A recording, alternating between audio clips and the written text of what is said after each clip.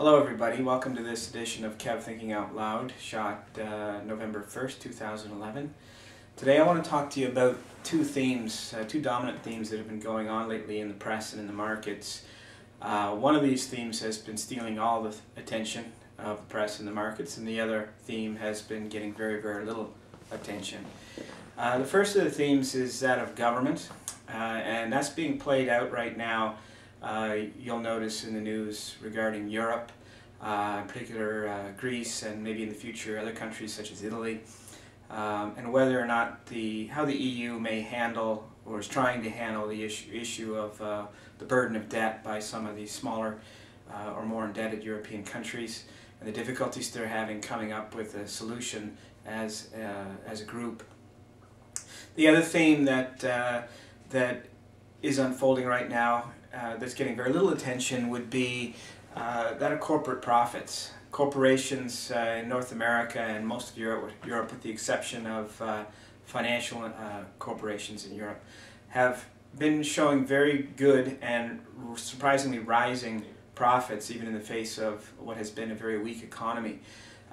This theme is unfolding right now, and more evidence of this is in the earnings season that we're in the middle of right now, where more than 2/3 of the corporations that are reporting have reported profits that met or exceeded the expectations of the analysts going into the season.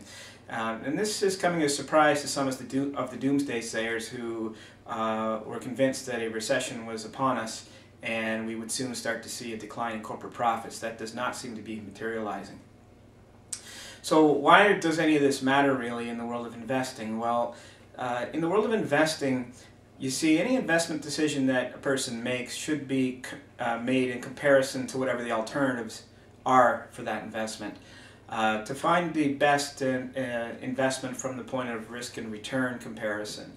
And just to simplify things a bit, I'm going to not talk about individual stocks or bonds, but talk about the classes, asset class of bonds versus stocks in comparison.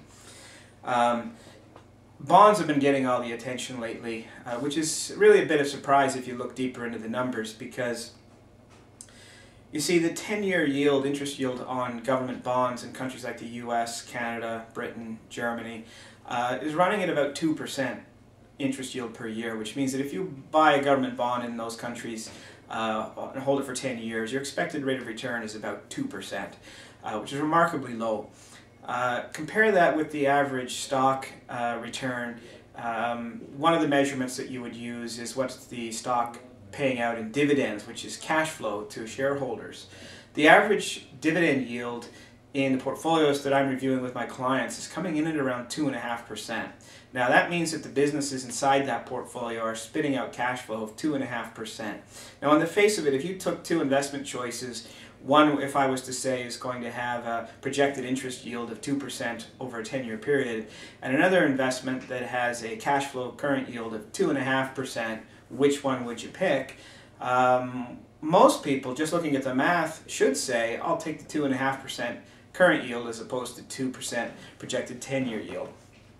However, that's not what's happening, because once you describe to the investing public what it is we're talking about, one being a US or Canadian government bond, and the other one being a stock, and maybe even some of the companies that you're most comfortable doing business with every day, once it's realized that it's a stock versus a bond, people are just saying, forget it, I don't want to own the stock, it's a stock, I just want to own the bond. So they're ignoring the mathematics because the theme that's being focused on is the fear out of Europe and how governments are struggling with their debt. Now, dividends is a representation of cash flow, that a portion of the profits that a business is prepared to pay to shareholders, but it doesn't represent all the profits of the stock. A company, in order to pay out a 2 or 2.5% dividend to its shareholders, should be have earnings in that company of much higher than that. In other words, they don't pay out all of their cash flow in the form of dividends. The measurement of that would be the earnings yield on a stock, and right now that's running at about 7.5 to 8%. So if we take the smaller number, 7.5% is the average earnings of some of these corporations, of which is profit, which they're saying, well, we'll pay out 2.5% to dividends. What happens to the other 5%? Well, it's retained as cash to the business is one option, or it's used to expand its operations or buy out its competitors or buy back its shares. That growth component, those earnings that are not being paid out as dividends, in my view, is completely unrealized in the market value of the stock market today. So there's good news in the corporate sector, even in the face of a bad economy. Nobody's yet asking the question, well, what happens if the economy is just not as bad as everybody's worst fears, is stable, or, lo and behold, gets better? Then what happens to corporate profitability? If the businesses are making good and rising profits in this economy, then what happens in a future economy? So I don't know when this paradigm is going to change, and when the theme in favor is going to become corporations and their ability to generate profits versus how is government going to deal with this debt. Both these themes are real, both of them are important, but my point here today is simply that only one of those themes is being paid attention to by the press and by the average investor, and I think we really need to look at both, and if we look at both, there's perhaps as much to be encouraged about as there is to be discouraged about. So that's what I'd like to get across to you today, my thoughts on those two themes. Thank you very much, and have a good fall, and we'll talk to you soon. Thank you.